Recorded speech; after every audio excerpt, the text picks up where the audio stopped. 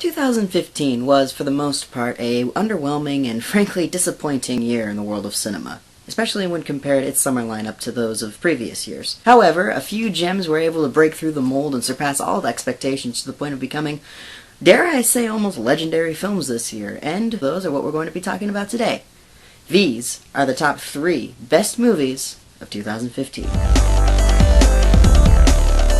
What's crackin', family? Starting off this list at the number 3 spot, we have the Peanuts movie. One of those stars is my star, and I know that my star will always be there for me. Like a comforting voice saying, "Don't give up, kid." The Peanuts movie.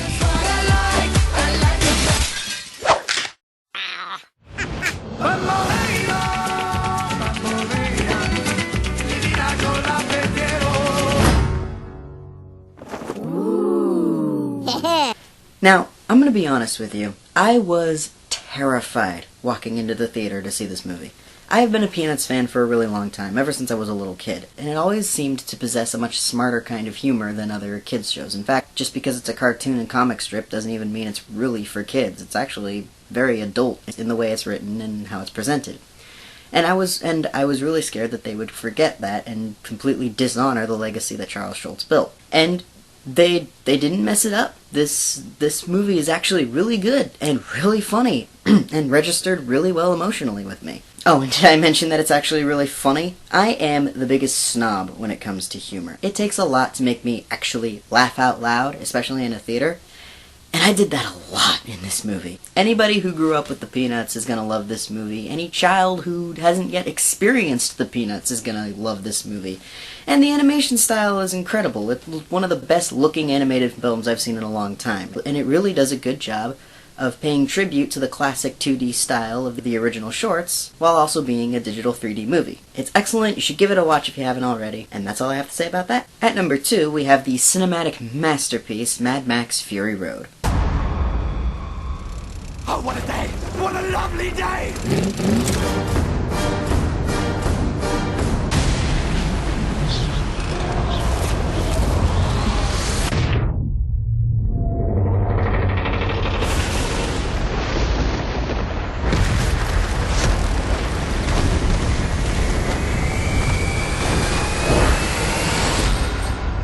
Hey, what's your name?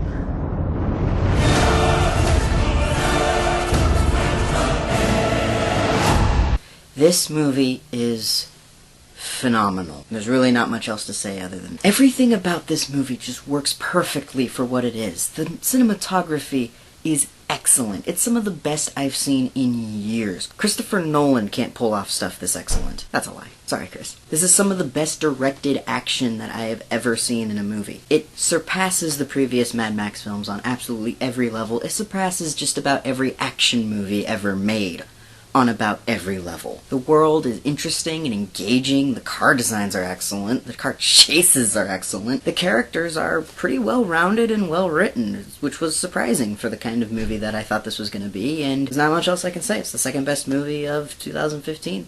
And it's one of the best movies in the last 10 years. I love it. And the best movie of 2015, if not one of the best movies of all time, of course, is Ant-Man.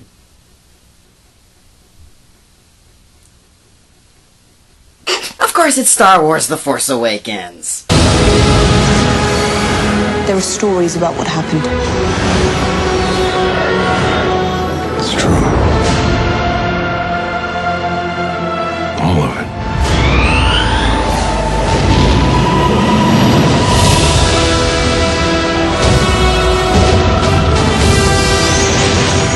The dark side. A Jedi.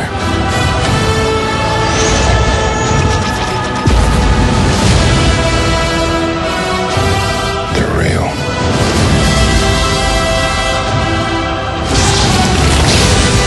The Force. It's calling to you.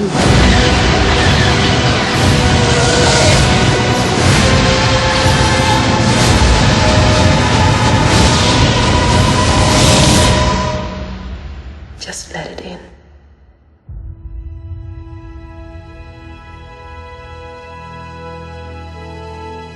I have been a Star Wars fan since the day I was born. I'm pretty sure the original Star Wars was playing on a TV monitor in the hospital during my birthing procedure. No matter the case, I've loved the franchise forever. I hate the prequels, so I'm just gonna get that out of the way. But the series as a whole is just one of the most inspiring and amazing franchises ever created by a human. And this movie is no exception. It introduced us to some of the most well-rounded characters to appear in a Star Wars movie. The cinematography is excellent. The sound design is excellent. The set pieces are amazing. The practical and digital effects are both stunning. And the story is actually good. I'm gonna be honest, I had a really difficult time picking between Mad Max and this for the best movie of 2015. But this one wins because it has a much better story than Mad Max. In fact, this one has a story. Sorry, Fury Road. And of course it introduces us to one of the best characters in the Star Wars franchise in the form of Kylo Ren, who I think is the best villain in the entire series. I think he's even better than Darth Vader.